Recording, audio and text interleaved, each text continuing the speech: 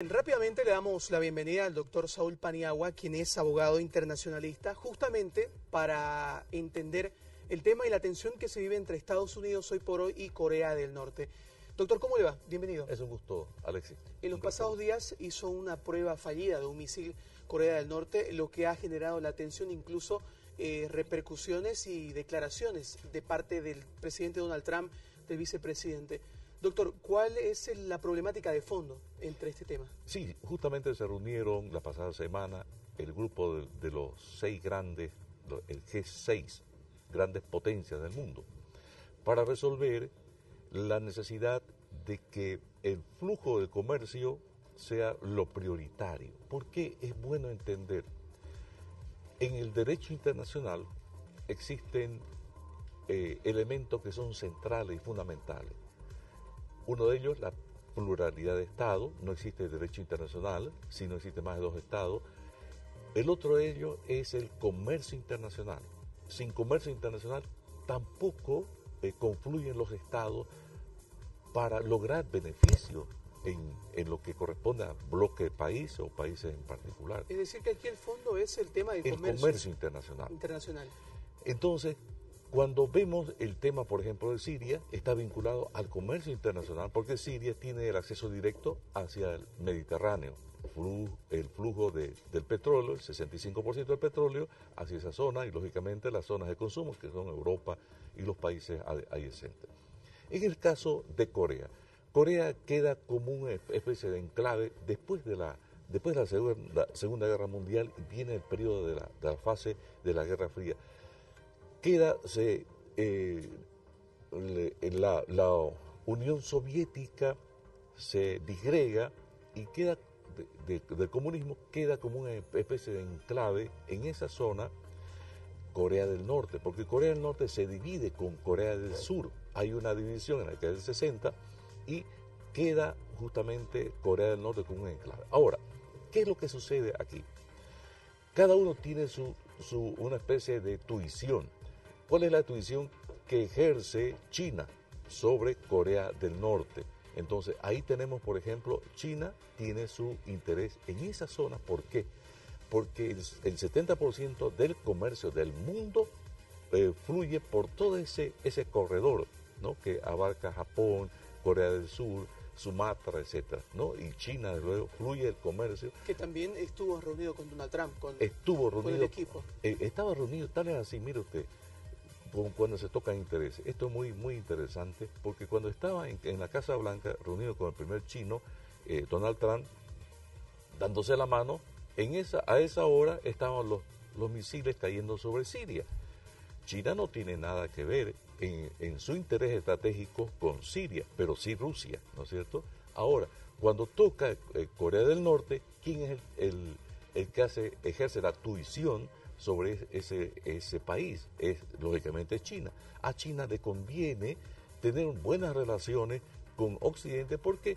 Porque el 70% del comercio chino fluye por esa zona y ¿quién consume? Consume Occidente. Entonces, en este momento, ¿cómo se resuelven las diferencias? Sentándose a la mesa, las grandes potencias, en este caso Rusia, para resolver el tema de Siria, y China para resolver el tema de Corea del Norte. Doctor Paniagua, ¿qué mensaje da Corea del Norte, sus autoridades, con esta prueba fallida del misil?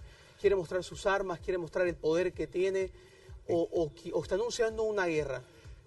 Yo creo que este mensaje tiene que ver con la capacidad y la posibilidad de cometer errores. Ese es el gran peligro, ¿no?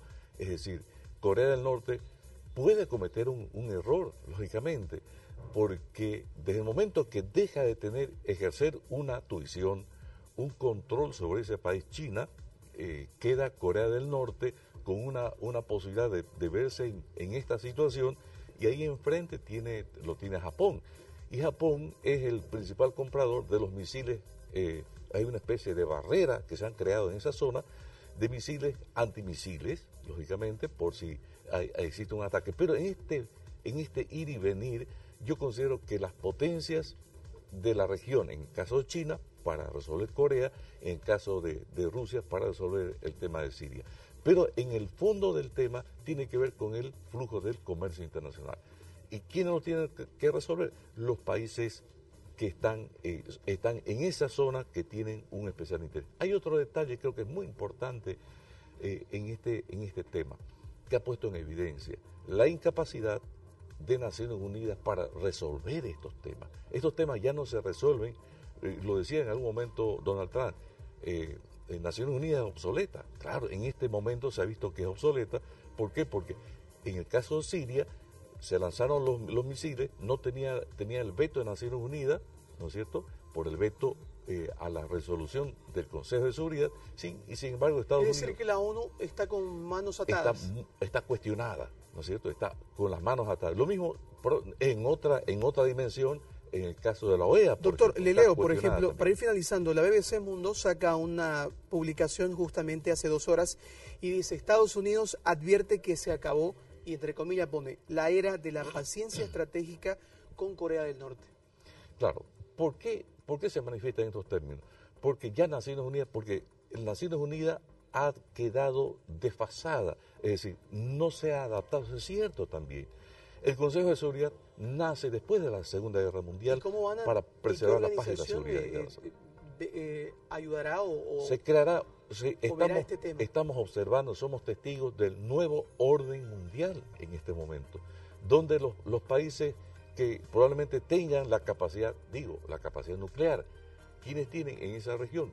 La India tiene, Pakistán tiene en mínima proporción, en este caso Corea del Norte, China, Rusia desde luego, Israel. Entonces, tiene que haber una especie de, el nuevo orden tiene que tender necesariamente a la paz internacional. Doctor, y al flujo del comercio. Le consulto, y con esto finalizo, ¿en qué incide para Bolivia lo que estamos hablando?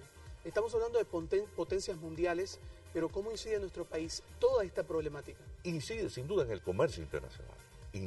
Nosotros somos los mayores consumidores de China, de Japón. En la mínima proporción, porque en realidad el comercio de Bolivia fluye en la región. Ah, muy bien. ¿Qué es lo que tiene que hacer Bolivia? Potenciar las relaciones con los países de la región, es decir, estamos hablando de Argentina, etcétera, ¿no? Tratar de fluir nuestro comercio, aunque mínimo, engancharnos al tren del Pacífico, por ejemplo, las áreas del Pacífico, ¿no? Entonces, pero esa es una concepción. Ahora, que tenga interés Bolivia de apoyar las políticas de Rusia o de China, yo considero que no, porque está en el Consejo de Seguridad, ¿no? Bolivia en este momento, entre los 10 países no permanentes, creo que tiene menor incidencia. Lo que van a resolver la temática del mundo son aquellos actores del nuevo orden mundial. Y a través de ellos vamos a evitar que el mundo se puede, Alexis, destruir 60 veces. Entonces, ¿qué es lo que tienen que hacer los países? Sentarse en una mesa, ponerse de acuerdo y procurar el flujo de comercio a través de las vías de paz. Bien, son las palabras del abogado internacionalista, el doctor Saúl Paniagua, que nos habla de este tema importante justamente sobre la tensión que vive estos países en el ámbito internacional. Doctor, Alexis, es un gusto. Un placer tenerlo, gracias por su tiempo. Muchas gracias. Nosotros seguimos con más aquí en la Revista al Día.